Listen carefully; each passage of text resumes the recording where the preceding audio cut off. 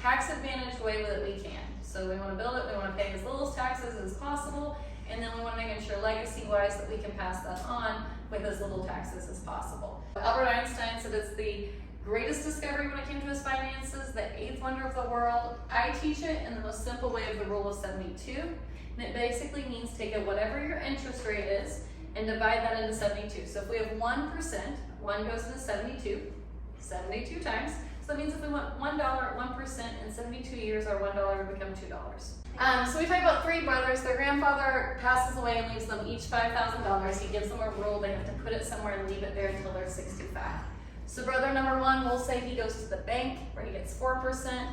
So that's 4 goes into the rule of 72, 18 times, so his money doubles every 18 years. So at 65, he has $20,000. Brother number 2, let's say he averages 8%. 8 goes into 72 9 times. So when he doubles his, he goes from the 20 to the 80. And this is when we really start to see that beauty of compound interest, that just the double in here does more than double here. And we always show brother number 3's best stock picker. He's the next Warren Buffett, Ray Dalio, and he's going to get 12%. So at 65, he ends up with $320,000. Most of us as Americans right now are saving over here. Our technical savings right now as a country, when it looks at like us as individuals, is negative 1%.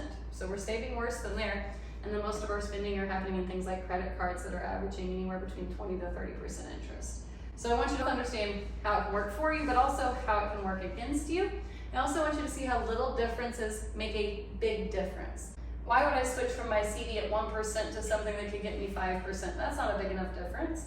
Or why would I go from my car loan at 12% down to a car loan at 6%? 5 years is just 5 years. But when we start to look at it, we understand how those small changes can really add up, especially when given a lot of time. Compound interest is simple, but it's not common sense. They usually start to kind of put things into one of the 2 teeter-totter slot.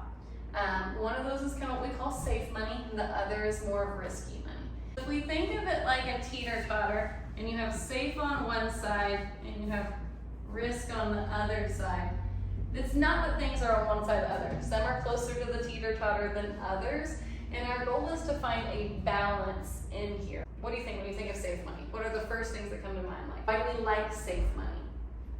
There's no risk. Yeah, there's not a lot of risk. The risk is low. Why do we dislike safe money naturally?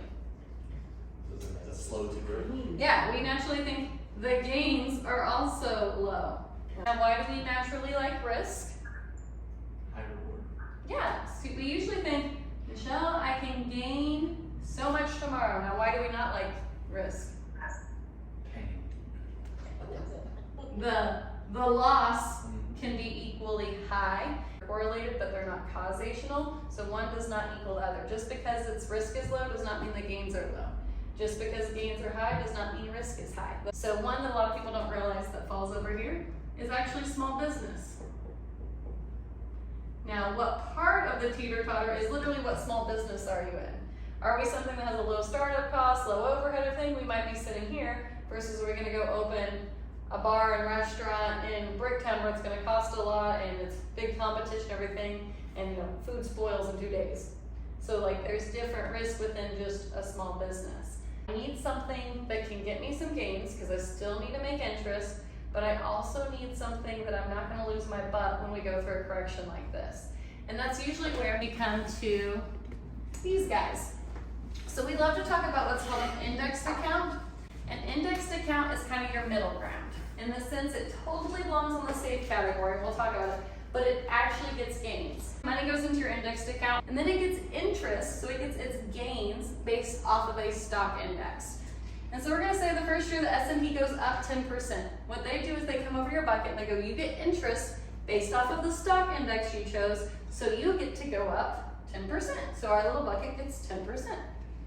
And then we're gonna say next year the market goes down 10%. So what makes this cool is they go, well, you were actually in the bucket, not in the market. So they put a floor under our feet, and that floor is a 0% floor. So what they say is since you weren't in the market, you didn't actually put your monies at risk.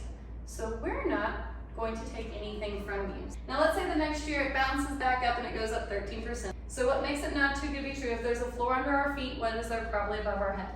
Ceiling. Yeah. And so for this example, we're gonna just say it's 10%, which means they come over and they give our bucket 10%. So we gave up a little bit of upside to not have downside. So if we real life took $100,000 and said we wanted to run it through each, I'm gonna kind of step us through. So if it goes down, we get our floor, so we go sideways. If it goes down again, we go sideways again. If it then begins to go up, this is where it gets nifty. There's what's called an annual reset. So it just looks at a 12-month period. So if it went up in that 12 months, we get to go up. Now, if the market were to drop again that next year, it locks into place, so we actually have a new floor. So we're going sideways again, so then if we go up again, I'm gonna do a big up so we can pretend we hit our ceiling, and then we'll go up again. So if we put that $100,000 in, at the end we'd have $92,000 in our market account, and we'd have 121 here. Stock market accounts are like a roller coaster versus indexed accounts are like an escalator, up and sideways is. Now the majority of us are actually in mutual funds if we kind of look at our population and we say, okay, people who have 401ks, IRAs, those things, where are most of those monies sitting? It's in mutual funds. So if the S&P 500 as a whole beat 95% of mutual funds, this is probably a really good example of what the stock market could do in a non-highly managed, totally different category of a conversation type of account. I'm going to use the S&P 500. So if we put our same $100,000 in and we ran it through the whole thing, we'd end up with $256,000 at the end of that 20 years. So an indexed account is going to kind of do what this green line is, but at the end it goes through, and at the end we'd have about $330,000. And where I tell people that this is beautiful is not that this one's bigger than this one. The biggest thing I want you to see is even with a 10% cap, it was able to beautifully keep pace with that. So giving up that upside was okay. 50 equals 100, and this is one of the most crucial things that makes no sense in any other math except this. So please don't teach your kids unless you're teaching in this instant. So we say we have our $100,000 and the market goes down 50%. So that's our 50. Where are we sitting at? 50,000. 50,000. But then let's say it like bounces back up and we're gonna go up 50%. Now what do we have? 50. 75, because we gotta go up that. So this is where, when we joke 15 equals 100, it's because if we wanted to get back to even, when we go down 50, we need to go up 100 to get back to where we even started. So when we go over and we look at corrections, let's talk about like 08, 09, the average loss in 2008 and 9 was an average of a 54% loss. So in that case, we would have needed over 100% just to break even. And while the market totally started pulling out, it didn't go up 100% that first year. And that's why you might hear people say it took them 5 to 10 years to get back to a place where they can make gains. Making up for loss is probably the most misunderstood concept that really robs us outside of taxes. Those two things are probably our biggest ones. I'm going to tell the story of Mr. and Mrs. Millionaire and the story of Mr. and Mrs. Middle American. So I go up to Mr. and Mrs. Millionaire and I say, hey, I got a deal for you. If you give me $1, I'll double it every year for 20 years. So they go, of course, here's your dollar, ready, set, go. 1 becomes 2, 2 becomes 4, we run that down, that ends up with $1,048,000, $576 if we want to get really specific. What didn't happen here is any taxes occurring. It was in a tax deferred or a non-tax growth account, but the moral story is we're not paying taxes as we're seeing growth occur. Story of Mr. and Mrs. Middle American. Now we go over to Mr. and Mrs. Middle American and we say, give me $1, I'll double it every year for 20 years. And we don't have a lot, it's just $1. You know, my Robinhood Acorn account thing says it's gonna do the same thing, so I'm just gonna hop over there and run with it. What we don't realize is a lot of those accounts, things such as like CDs and stuff, are actually taxable, which just means, so we're 28% is the average tax bracket, so it means for every time we make $1, Uncle Sam goes, ooh, I see you made that $1 there, can I have my 28 cents? So now we're at $1.72, makes sense? So then when we double our $1.72, we're at $3.44, we tax that, we end up at $2.96. So we're gonna have to do this every time we go. So each little time we get gains, they're gonna take just a little bit, just 28% out of it. The total is $51,353. It's almost $1 million of difference. There's nothing legal versus illegal happening here. Anyone ever heard you can do the right thing in the wrong place? That's what's happening here, and this is one of the biggest things that when you look at the last couple of decades that has happened to a lot of middle Americans. We've been sold these type of products, taught this, our parents did this, our grandparents did, and no one ever ran this math for us. It's impossible to get tax deferred or non-taxable growth. If you have to, you can get taxable, but making sure we understand it, we're prepared for it, and we know how it's gonna affect us. What about that $1 we started with, Michelle? Did I pay taxes on that $1? Did I not? Am I gonna have to pay taxes on this $1,048,000? Am I not? So I always say, let's look at the two differences. So if this was a pre-tax dollar, meaning we have not paid taxes on our first dollar going in. So no taxes are made. Uncle Sam gives us a deduction on our taxes for that dollar. And so what that looks is, like I said, no income taxes are paid. So then when we run it all the way down, we have our $1,048,000 that is now taxable. Uncle Sam does not play games where money does not get taxed at some point. So we've done all this, so now the whole thing's taxable, and so we need to pay 28% taxes. So that's $293,000 that goes to Uncle Sam, and $754,000 for you. Which is why you'll hear people talk about using post-tax money. So money we did pay income taxes on. So if we still want to see the same dollar go in, that probably means we made $1.39, paid 39 cents in taxes, so we had that $1 to invest. And then our money gets to grow, and at the end, we have our beautiful $1,048,000 that does get to go out tax-free because we paid taxes on the dollar, grow tax deferred, and that can come out tax-free. So we paid 39 cents to get our $1,048,000. About things that are typically pre-tax dollar type of products. So these are usually 401ks, 403bs, 457s, 401as, traditional IRAs, most all of that. If it doesn't have the word Roth attached to it and it's one of those guys, it's a pre-tax dollar, meaning we are not paying taxes right now. So we're going to pretend we make $60,000 a year. We are going to play the 10% rule because we're going to save 10% of what we make. And so we're going to put that $6,000 into our pretty little savings account here. Like we said, it is not taxed. So Uncle Sam gives us this great deal, and we only have to pay $54,000 in taxes. So when we do that, we're going to say the money grows. Because we do this for 40 years, we put in $240,000, it grows, and at the end we have $1 million. But we talked about this, none of this money had taxes paid on it, so we're going to pay taxes now. We're going to do a little bit more accurate of math and say that we got to give Uncle Sam $370,000, and we're now sitting at $630,000. So let me tell you guys two things. One, I am a very proud American. I love our country. Taxes, though, are a very interesting situation. So for the first chunk of life as a country, we did not have income tax. So then income tax was created, and then the beautiful government gave us a solution to help us with our taxes. So they gave us the problem, and then they gave us the solution. That's usually a bad deal if someone ever gives you the problem, they give you the solution. So just always be a little heightened on that, because that's what they're saying. Well, look, we can lower your taxable income for you if you do this. Now, I'm not saying it's bad, I'm just saying you need to always be careful if that person brings you the problem and the solution. That's just that's a red flag. So let's look at a more realistic post-tax dollar example. So we're gonna do the same game, $6,000 a year, enter this account. So what we're gonna do is pay our taxes on our $60,000 a year. So we're gonna say, Uncle Sam, I don't want any of your deal. I'm gonna put in my $6,000 after tax. So we've, again, put in $240,000. Now, over these 40 years, we have roughly, for 240 after-tax dollars, we've paid $93,000 in taxes. We grow it, we have that same $1 million because the same thing, we chose all the goodies, but this time it comes out to us tax-free. So this is real numbers, and I say, would you rather pay $93,000 in taxes or $370,000? That math becomes pretty simple pretty quick, especially then when we think about what happens to this when it goes on to our kiddos. When this one goes on to our kiddos, it goes tax-free and could be then put back into an account that grows tax-deferred to then come back out tax-free. So now we can build a legacy that's beginning to escape that tax gain distribution. So this is when it gets fun. And we're gonna pretend you wanna retire at 65 with $60,000. You've been making that $60,000 each year. So if we're gonna do the 401k option, here's what this looks like. The rule of thumb is what they call the 4% rule, which means you should be able to pull out 4% every year for the rest of your life and not run out of money. Now, it's gonna be taxed. So we need to have saved, if we want $60,000 a year, $2,083,000. That's our lump sum we're shooting for, so we can have our $60,000 a year. So we pop over to the Roth IRA. It's the same 4% rule if it's still in the same type of market product, which most are. It's not gonna be taxed this time, so that's a huge win. Still not a guarantee. But now we only need 1.5 million, so we need less. This is great, because of that taxes. So then let's jump over to my friend, the tax retirement, and it comes in with a 7% here. It is tax-free or non-taxed usage of it.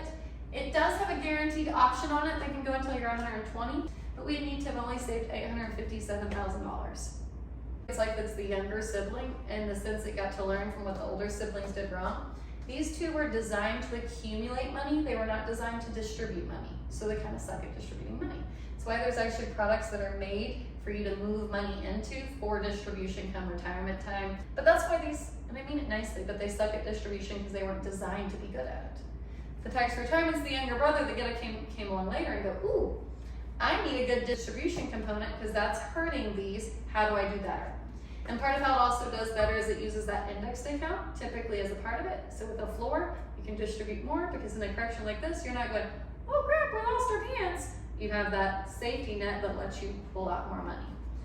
So an IUL that is for retirement, that little part is very, very important. Kind of starts like this. So we use tax codes. I talked about taxes a lot, and I talked about how Uncle Sam created a problem solution. There are very few products that have the right tax codes that can let us grow our money the way we want. One of those is the tax code that involves life insurance. A life insurance account that is designed for retirement or for cash value growth or for cash purposes. So it's like a pie. When we put money into our pie, part of our money does have to go to the life insurance part. But most of it though is going to our cash value. We want to be able to have contributions that are post-tax. We want to have growth that's tax deferred. We want to have usage that is typically in a form of loan. There's no rules on income, so we have no limits on how much we put in. So if you want to save 10 grand a year, you can save 10 grand a year. If you want to save $8 grand, you can save $8 grand. It gives you a lot of flexibility there. There's no age rule. So the 59.5 rule is one that encounters a lot of people. There's also no RMDs, meaning if you don't need that money, Uncle Sam makes you start to take it. So if you don't need to use it, don't use it. Leave it in a place that can be left to the kiddos or charity or whatever you want to leave your money to. There is a pension option on almost all of these, which just means you can have a guarantee. Some of us want that guarantee every day till I die. There's going to be this paycheck on my front door, and that makes me happy. Some other people are like, no, I want some flexibility. You know, this year might be a vacation year, next year might not, so I might need a little bit more, a little bit less. Both are an option on them, and typically you don't have to decide that until you get there. We talked about being an indexed account, so it means it has that floor of 0 on it. I always tell everyone, if you think about building your retirement, your financial home like a real house, you need a foundation on your house. As the Roth IRA is the closest kind of cousin to this in how they work. The Roth IRA has a limit on how much you can make a year and still contribute to a Roth IRA. That is part of the government-owned rules side that comes with anything with that IRA structure on it. There's no limits on this. There's literally millionaires that put in hundreds of thousands a year, real life. Your minimum to survive. So an account always has a minimum, and this is basically you paying for that life insurance portion. For this to be considered something that actually has this and what the government says. We usually will set someone up with what we call the target. So that's how we're trying to shoot to get to whatever goal we built out. And there's always way up here, it's called the MEC, but it's the max that we can do, and it's because there's too much of a good thing for every government thing. So for a while there was not such a thing, then one person kind of took advantage of this and put a lot of money into little things, so they made a rule for having dollar death benefit cash value. So if we can put extra into this, then everything grows bigger, faster, quicker, stronger, if that makes sense, and so it speeds up a lot quicker. Now you might go, but what happens when I'm saving and I'm almost to here and I want to save more? Well, the fun thing is there's no rule on opening another one. So you can have multiple. I personally do, for that exact reason. The first one I started was smaller. As I've grown and made more and have a bigger career, I save more. And so the same thing happens. So the more you put in here, but what you would think of your life insurance is what you're paying here, and then you're doing here because you're saving for retirement, and you're getting the benefit that most all of us need. If you are single and you're like, but I don't need life insurance, true, you don't need death benefit, but you totally need living benefits, because if you do have a heart attack and you can't work for 2 years, who pays your bills? The average heart attack right now is anywhere between 18 months to 2 years. 6 months is considered a really quick, fast recovery from a heart attack or stroke. Number one cause of bankruptcy, home foreclosure, small business failure, and training of life savings right now is a major medical we survive. Is there a percentage that you can pull out for like your loans or? If we're designing something towards retirement, I usually encourage us to try to set it up so we're not going to touch it for the first 5 to 10 years. So we kind of, I jokingly say, lock it up. It gives it a better chance and a better game system for really getting us further down. Kind of basically think like you have a higher ceiling. That's one of the easiest ways to do that, and it really sets us up for that leveraging, and it makes sense for a lot of people. There's other ones that are designed where you can kind of day one usually have access anywhere between 60 to 80% of how much you've put in, what cash you've put in that you can borrow. And this, the only time we're looking at the face value, that death benefit, is in a case of a living benefit or death benefit. So that is a health situation payout. If we are touching the cash value, it is typically what we've put in / plus what it's gained. So day one, it's going to be purely what we put in because it's day one. It's not gained anything. 5 years down the road, it's going to be the 68% of what we put in and gains. How do I balance this with a 401k? You know, I'm getting free money there. Should I be getting that free money? Is it worth it? And if it is, how do I have the two of them together so that taxable distribution versus our tax-free distribution? It's a whole nother teeter-totter that we're wanting to balance. Okay. That we're wanting to balance as we go.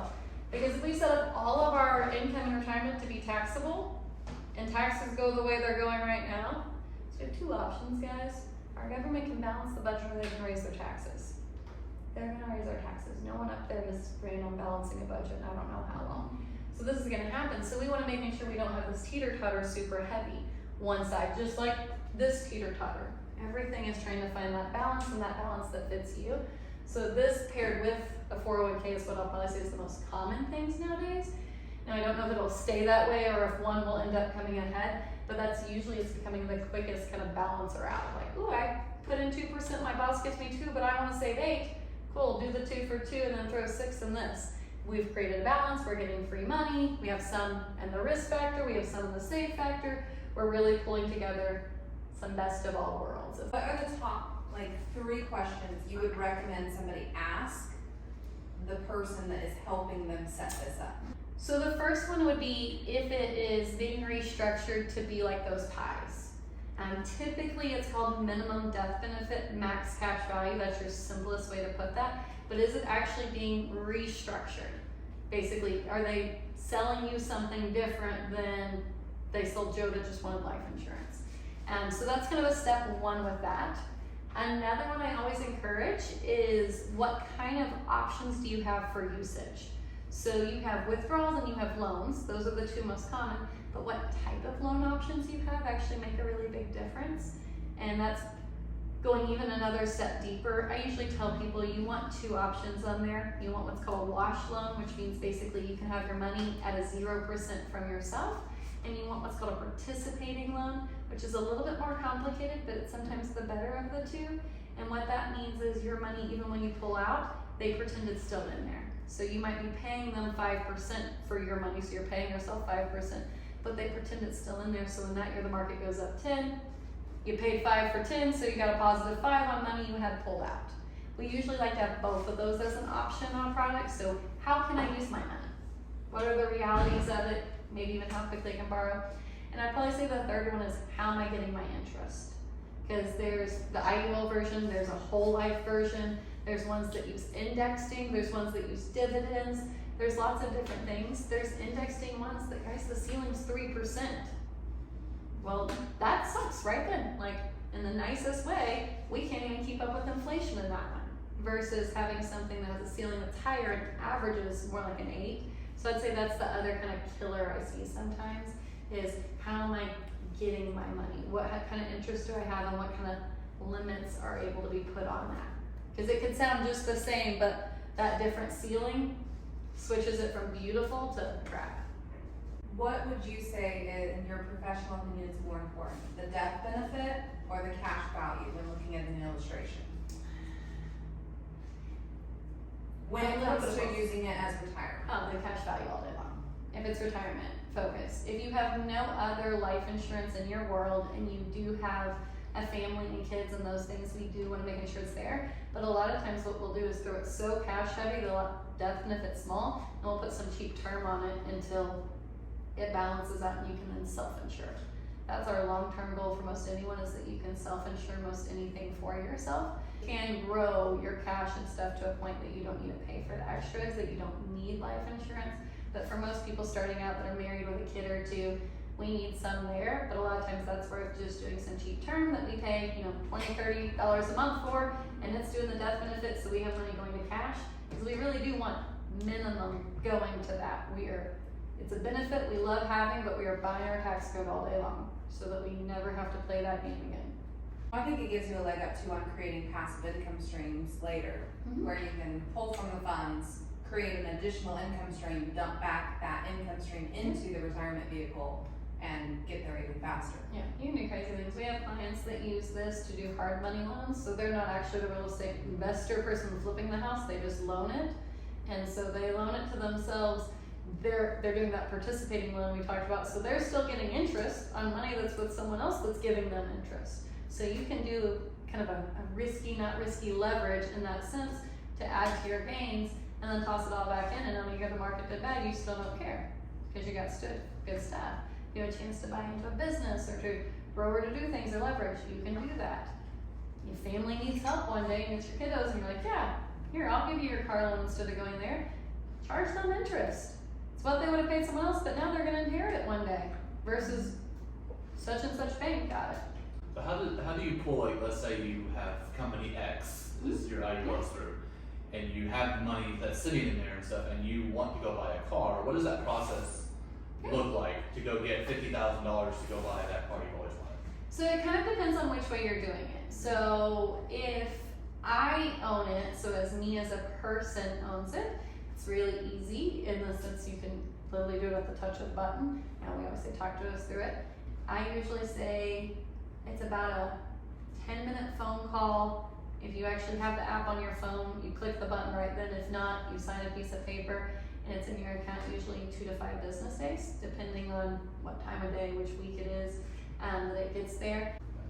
As far as beneficiaries, I know for myself, most of the time, I recommend like the spouse is the primary and a trust as the secondary versus some outside person, so that the money does get to continue building generational wealth. Would you advise the same thing? Trusts are probably one of my favorites, but some people don't have the money set aside yet to put a trust. If you don't, then I almost always encourage to start saving monthly a little bit until we can get enough to have that, especially if kiddos are involved. A lot of people don't realize that if your kid is who's getting the money, but Pam's taking care of your kid, Pam has control of what happens to that money.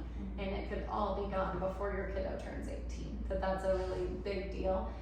So you can do straight trust to start, you can do a spouse, and then the trust is contingent. But if kids are involved, I love a trust being involved somewhere in that step process, because it also lets you ahead of time figure out, it lets you have a buffer for them. But I always encourage a contingent beneficiary on there, especially if your spouse is your main or someone that you spend a lot of time with. Just saying, often you're in a car with that person, you travel on a plane, like, we don't want something to happen, but you're in the same houses, you're in the same places all the time, that it's really great to have a contingent, because we don't ever want the state deciding what happens with our money and our stuff. No offense to our state is actually not a horrible one, they take a lot of time to do it, but they usually do a fairly respectful job of it. But we want you to have chosen. Trusts are one of the most underutilized things, but getting a trust doesn't just put it into place. You have to have the legal document and then the funding side gone together, because you can have the trust all day long, but if it's not set as the beneficiary and the paperwork's not filled out right, you paid for a piece of paper.